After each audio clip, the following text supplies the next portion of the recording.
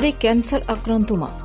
ফুচকা বিক্রি করে কোনো মতে সংসারটা টেনে নিয়ে যাওয়া বাবার পক্ষে চিকিৎসা চালানো সম্ভব হয় না। মাঝে মধ্যে বন্ধ হয়ে যায় ওষুধ। দেওয়ালে পিঠ ঠেকে যাওয়া এবার ময়দানে নামতে হলো ক্লাস 9-এর ছাত্রীকে। এখন বাবার সঙ্গে ফুচকা বিক্রি করছে পল্লবী। চলছে স্কুল, পড়াশোনাও।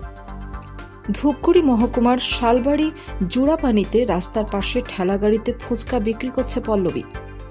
পল্লবীর বাবা প্রকাশ সরকার দীর্ঘ 18 বছর ধরে ফুচকা বিক্রি করে সংসার চালান। 3 বছর আগে ক্যান্সারে আক্রান্ত হন পল্লবীর মা। চিকিৎসার জন্য তাকে হায়দ্রাবাদ ও বেঙ্গালুরুতে নিয়ে যাওয়া হয়েছিল, কিন্তু প্রচুর টাকার দরকার জেনে চিকিৎসক দেখিয়ে বাড়িতে ফিরিয়ে আনেন। বাড়িতেই অসুস্থ অবস্থায় রয়েছেন তিনি। পল্লবী জুড়াপানি হাই স্কুলে ক্লাস 9-এর ছাত্রী। তার দিদিও একই স্কুলে ক্লাস 11-এ পড়াশোনা করছে। পল্লবী জানায়, বাবা একা পেরে উঠছেন না, তাই হাত লাগিয়েছে সে।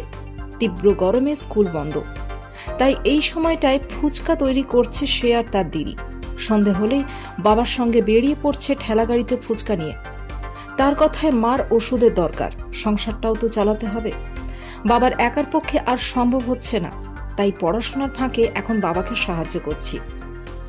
পল্লবীর বাবা প্রকাশ সরকার বলেন, ওর মা ক্যান্সারে আক্রান্ত, চিকিৎসা করাতে প্রচুর পরিমাণ অর্থের প্রয়োজন। ফুচকা বিক্রি করে যা আয় হয় তাতে সংসার চালিয়ে পল্লবীর মায়ের চিকিৎসা ভালোভাবে করা যাচ্ছে না, তাই পল্লবীও এবার সংসারে হাল ধরতে আমার পাশে দাঁড়িয়েছে। পরিবারকে সাহায্য করতে ক্লাস 9-এর মেয়েকে বাবার সঙ্গে হাত মিলিয়ে ফুচকা বিক্রি করতে দেখে সাধুবাদ দিচ্ছেন পড়শিরাও।